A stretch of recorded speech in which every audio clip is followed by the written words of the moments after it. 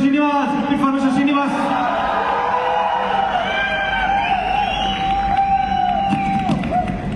Yes, అందరికీ నమస్కారం అండి. Thank you so much management, Vistage మేనేజ్మెంట్కి. నాకు ఈరోజు చాలా హ్యాపీగా ఉంది. ఒక ట్యాక్సీ డ్రైవర్ నుంచి ఈరోజు మర్సిడీస్ బెంజ్ నడిపేయగలుగుతున్నాను. సో నా తరఫు నుంచి మీ అందరికీ ఒకటే మెసేజ్, గట్టిగా కష్టపడండి, ఎవరి మాటలు వినకండి. ఎవరు చెప్పేటోళ్ళు మస్తుగా చెప్తారు, ఎవరు మనకు ఒక రూపాయి తెచ్చియారు, కానీ ఉచిత సలహాలు మాత్రం చాలా ఇస్తారు. వాళ్ళ మాటలు నమ్మకండి. మిమ్మల్ని వెస్టీజ్లోకి ఎవరైతే తీసుకొచ్చారో వాళ్ళ చేయి పట్టుకోండి. మాలాగా మీరు కూడా విఎంసీఎం కావచ్చు.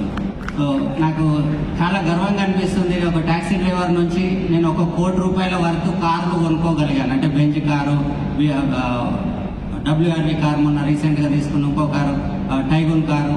అండ్ నా ఫస్ట్ చెక్ ₹20 ఎంతో వచ్చింది, నాకు కరెక్ట్ గుర్తులేదు. మా గ్రేట్ అప్లైన్ సలీం సార్ కొనుక్కోనంటే ₹1000 కొనుక్కున్నా, ఆయన కొనుక్కుంటే వదిలేస్తాడని. అప్పుడు ₹20 ఎంత వచ్చినుండే. ఇప్పుడు నా హైయెస్ట్ చెక్ 18 లక్షలు దాటిపోయింది.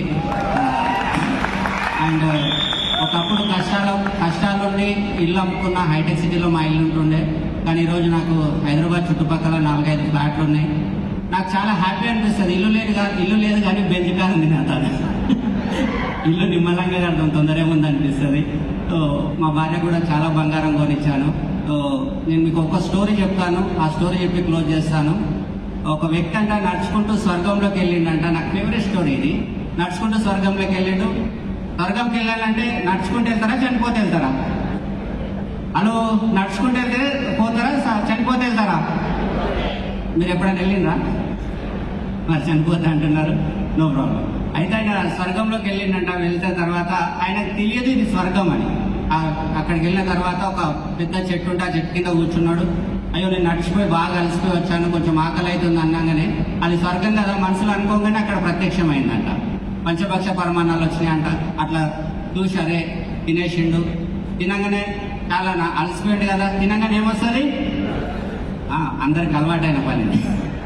ఆయన కూడా నిద్ర వచ్చింది. అబ్బా నిద్ర వస్తుంది అని ఇట్లా చూసే లోపల మంచి పరుపు వచ్చిందంట.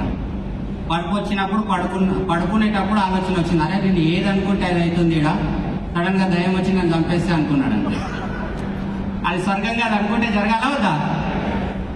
కరెక్ట్, దయ్యం వచ్చింది, చంపేసింది. ఆయన ఆలోచించేది ఏదో పాజిటివ్ ఆలోచించి నేను ఈ దేశానికే రాజ్యం కావాలి, ప్రపంచాన్ని వెళ్ళని అనుకుంటే అట్లనే అవుతుండేనేమో. కానీ ఆయన ఉల్టా ఆలోచింది. నాకు వెస్టీజ్ కూడా ఇదే అనిపిస్తుంది. మనం నడుచుకుంటూ వచ్చిన స్వర్గం ఇది. మనం ఏది అనుకుంటే గదే జరుగుతుంది. ఇది మనం ఆల్రెడీ ఇక్కడ స్వర్గంలోనే ఉన్నాం. మనం ఏది ఆలోచన చేస్తే గదే అవుతుంది. అయితే నా వెస్టీజ్ అంటే కాదంటే కాదు. దాని నుంచి అయితేనా అంటే నేను ఏదైనా సాధిస్తా అంటే మీరు కూడా సాధించవచ్చు. Thank you so much.